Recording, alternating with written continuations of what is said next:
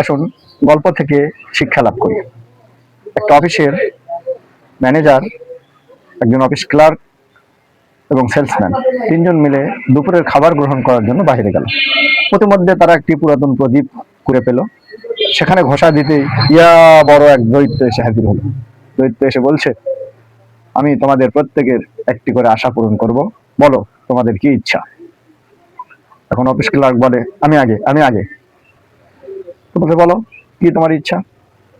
সে বলছে, আমি কক্সবাজার সমুদ্র সৈকতে যেতে চাই, ওখানে একটু আনন্দ করব, রিল্যাক্স করব, অফিসের ঝামেলা থাকবে না।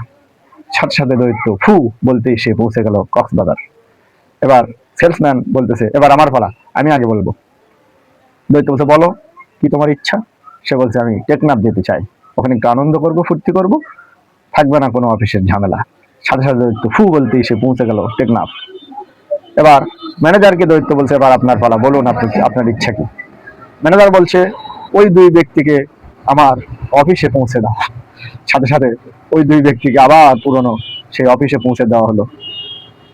এর দ্বারা কি শিক্ষা পেলাম? এর দ্বারা শিক্ষা পেলাম, সবসময় বসকে আগে কথা বলতে দিবেন, অন্যথায় আপনার কথার কোনো দাম থাকবে না।